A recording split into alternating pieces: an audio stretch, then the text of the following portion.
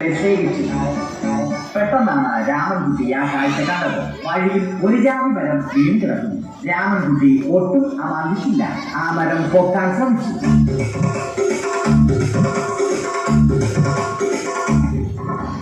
നടക്കുന്നില്ല. പിന്നെയും പിന്നെയും പൊക്കാൻ ശ്രമിച്ചു.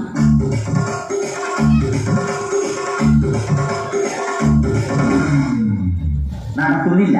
രാമൻകുട്ടി വഴിയെ പോയവരെ എല്ലാവരെയും സഹായത്തിന് വിളിച്ചു.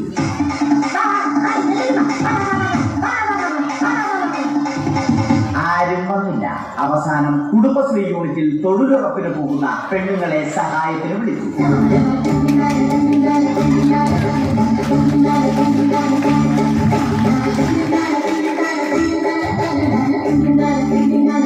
അവർ അവരുടെ സ്ഥിരം പണി തുടങ്ങി. അത് കണ്ട ദേഷ്യം വന്ന രാമൻകുട്ടി മരത്തെ ഒറ്റയ്ക്ക് പിടിച്ചു പോക്കി. അത്ഭുതം എന്ന് പറയട്ടെ, മരം നേരെ നിന്നു.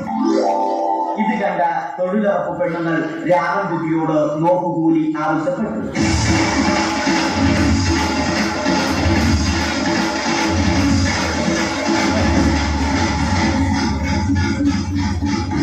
പോക്കറ്റില്ലാത്ത ബനിയൻ ധരിച്ച രാമൻകുട്ടിയുടെ പോക്കറ്റ് വരെ കീറിയിട്ടാണ് പെണ്ണുങ്ങൾ പോയത്.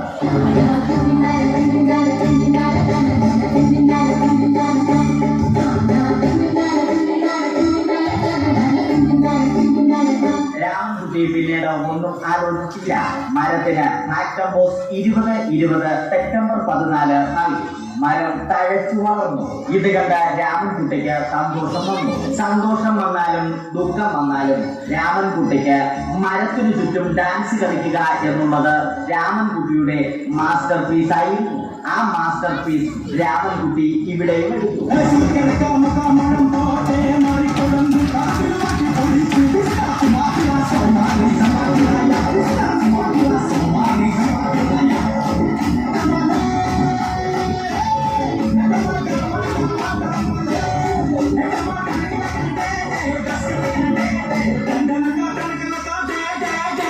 രാമൻകുട്ടി ദൈവത്തോടായി പ്രാർത്ഥിച്ചു.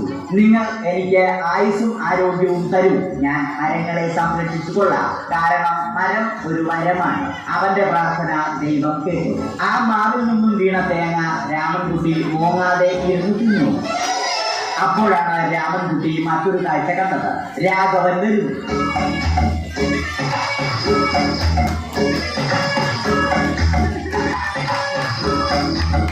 മരം മുറിക്കൽ ഹോബിയാക്കിയ, അതിലുപരി ജോലിയാക്കിയ രാഘവൻ മരങ്ങളുടെ ശത്രുവൻ.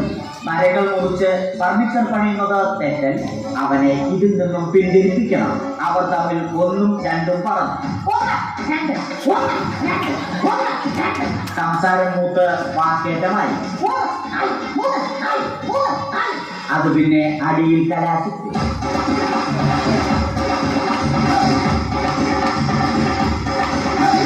നല്ല മനസ്സിന് ഉടമയായ രാമൻകുട്ടി കംപ്ലീറ്റ് അടിയും വാരിക്കൂട്ടി. ഒടുവിൽ രാമൻകുട്ടി സർവ്വധൈര്യവും സംഭരിച്ച് രാഘവനോടായി അലറി. മനസ്സറിഞ്ഞ രാഘവൻ രാമൻകുട്ടിയെ അരികിൽ വിളിച്ചു. കൈവാക്കിന് കിട്ടിയ രാമൻകുട്ടിയെ രാഘവൻ ഒട്ടിറൊട്ടിയാക്കി മരത്തിലൊട്ടി.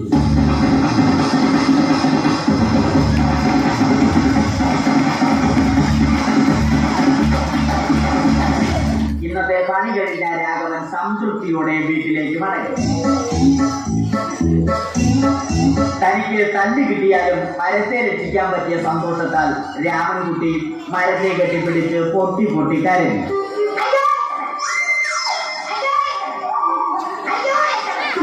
കാരണം മരം ഒരു വരമാണ്. കെട്ടിപ്പിടിക്കൽ ഏറ്റുവാങ്ങിയ മരം നാണം കൊണ്ട് ചിന്തകൾ താഴ്ത്തി.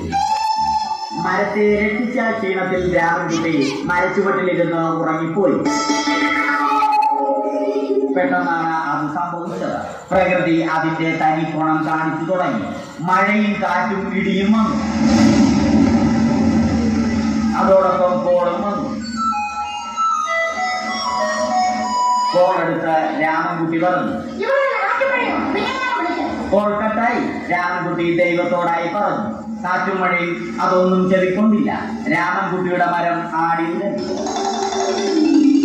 രാമൻകുട്ടി ദൈവത്തോടായി വീണ്ടും പറഞ്ഞു. മരം ഒരു വരമാണ്. മരത്തെ ഒന്നും ചെയ്യരുത്. വരം കിട്ടിയതുപോലെ രാമൻകുട്ടി തന്റെ ചൂണ്ടുവിരൽ കൊണ്ട് മരത്തെ താങ്ങി നിർത്തി. ചൂണ്ടുവിരൽ വളഞ്ഞ് ചൂണ്ട പോലെയായി. ഇനി മീൻ പിടിക്കാൻ കൊള്ളാം.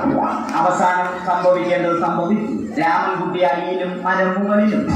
അന്ത്യശ്വാസം വലിക്കുന്നതിനു മുമ്പ് രാമൻകുട്ടി ദൈവത്തോടായി ഇങ്ങനെ പറഞ്ഞു: